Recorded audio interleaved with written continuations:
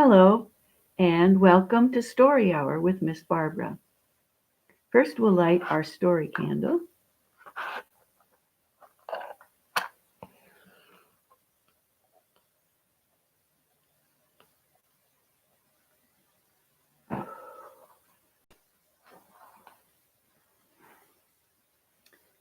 Today is the celebration of St. Nicholas, December 6th. And on this day, if you've put your stockings out the night before, you might be lucky to find a toy or some oranges or some nuts or chocolate coins in your stockings, brought there by St. Nicholas the night before. So, who is St. Nicholas? And why do we celebrate St. Nicholas? Well, I'd like to tell you what kind of life did he live? Who was he? Well, he lived back in the days when Christianity was still fairly new, only several hundred years old. And there were certain qualities that he had in his life that people began to want to be like. They wanted to do some of the same things that he did and celebrate his life. What were some of those things? Well, one of them was that he was compassionate. He cared about people. And he didn't want to see people hurting. And so when he did see people hurting, he was able to do something about it in many cases. Another quality of St. Nicholas was he was generous. He didn't hold on to his money, but he shared it with other people. And another quality of St. Nicholas was that he cared about children and young women who maybe were not so well taken care of or well thought of in their society at that time. So that made him special too. And he really believed in God, so that amazing things happened around him. Nicholas was born to a wealthy family. His mother and father had a beautiful home, and they had many servants, and their little boy, Nickolas, grew up in a very safe and prosperous home. And he had many people to look after him. But the main thing about his parents was that they taught him to be a good Christian. And they were good Christians. So they took him to church, and he learned the stories about Jesus' life. How one time a rich young ruler came to Jesus and asked him, "Master, how can I be saved?" And Jesus had told him to give away everything he had to the poor and come and follow him. The rich young ruler went away sad because he had much wealth. And that story made a big impression on young Nicholas. He felt sad that the rich young ruler was afraid to give away his money, and he went away from Jesus. So these are the things that influenced Nicholas as he was growing up. But the biggest thing that had an impact on him was that something happened to his happy home. Both his parents were killed, and he became an orphan. He still had all his servants to look after him, but now he was in charge of all that money. And he decided to do something with that money. Whenever he saw someone in need, he would provide what they needed. And so he gave away his money. And there were many stories about how he helped people. One story was about a father who had been wealthy, but someone had cheated him out of his money and now he was poor. And this father had 3 daughters. And in those days, it was the father's responsibility to make sure that his daughters were properly married to a good family, to a good husband. But to do that, the father would have to provide a dowry for his daughters. In other words, he needed money in order for his daughters to be properly married. And if he didn't have that money, they wouldn't be able to get married in that society. And they would end up having to be sold as slaves. And in those days, that would be a very sad thing to happen. And Nickolas felt that.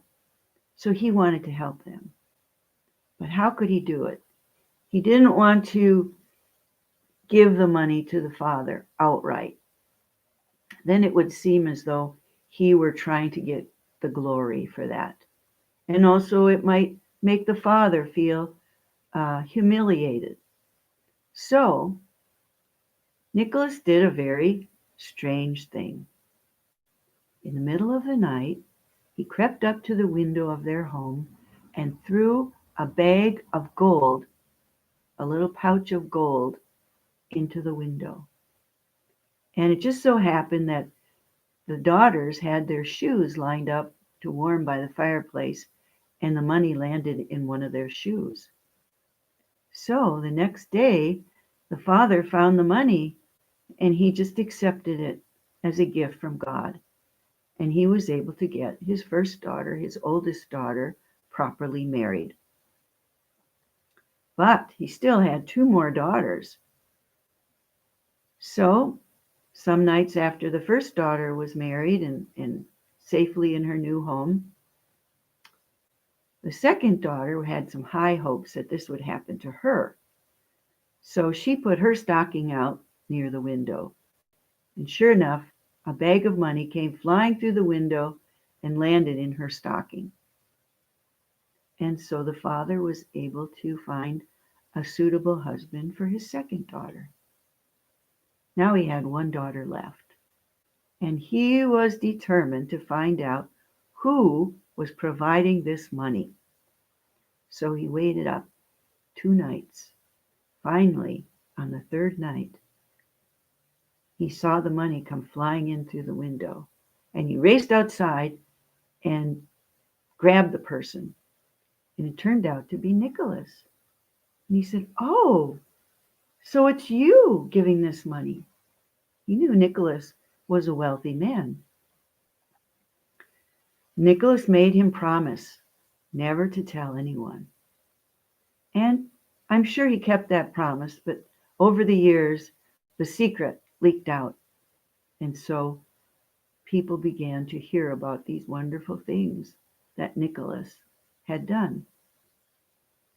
One of the things that Nickolas did was he went to the Holy Land because he wanted to get close to the places where our Lord had walked.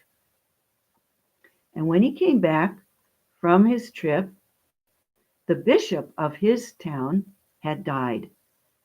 And the other priests of the area had determined that the first one to come into the church building would be the next bishop. And sure enough, Nickolas came back from his trip and he went into the church building to give thanks for a safe journey, and he was made bishop.